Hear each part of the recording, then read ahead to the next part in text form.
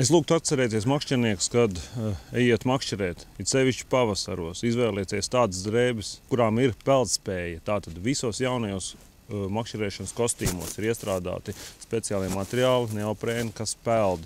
Vai arī izvēlieties drēbes, kuras tik ātri nepiemirkst un kuras jūs kādu brīdi noturēs uz ūdens, ja atgadīsies ar jums nelaimes gadījums. Visvienkāršākais noteikti, ko vajadzētu makšķerniekiem ņemt līdzi. Tautā viņus sauc par kaķiem, mēs viņus saucam par speciālajiem irbuļiem.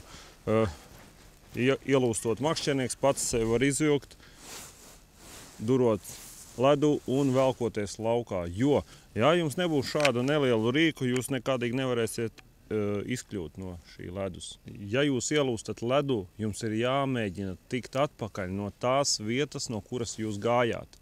Tur ir ciets, jo tālāk ledus bija plānāks. Tātad izkļūšana bez profesionālas sagatavošanas ir ļoti grūta, bet ir iespējama tikai tādā gadījumā, ja jūs uz muguras un veļoties ripojat laukā. Noteikti jāsauc palīgā, bet atcerieties, nevajadzētu karpīties un nepārtraukti ļoti nostājāmies, ja esam stabili pie ledus malas, turamies un saucam palīgā, jo biežas kustības ārkārtīgi strauji atdzesē organismu un cilvēkam veicina nosalšanu. Viņš ātrāk nosalst, jo ļoti kustoties ātri zaudē siltumu un iet bojā. Gadījumos, ja cilvēks jūt, ka viņš pašs saviem spēkiem nevar izkļūt no āliņģa, turamies pie āliņģa malas un mēģinām piesaistīt apkārtējo uzmanību, skaļi kliedzot un, kā saka, saucot pēc palīdzības. Sagaidot glābējus, turamies līdz tam brīdim, kamēr glābējs vai glābšanas riņķis nav jūs sasniedzis.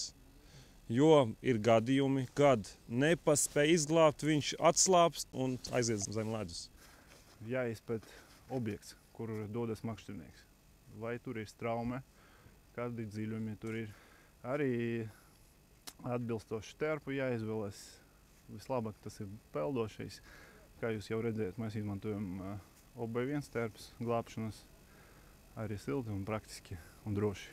Ja šāda terpa nav, parastas drēbes, viņi piemirkst ar ūdeni ļoti ātri un nospēlē kā enkursi. Un cilvēks vienkārši pats nevar noturēties pat pie ledus kārtas kaut kādas.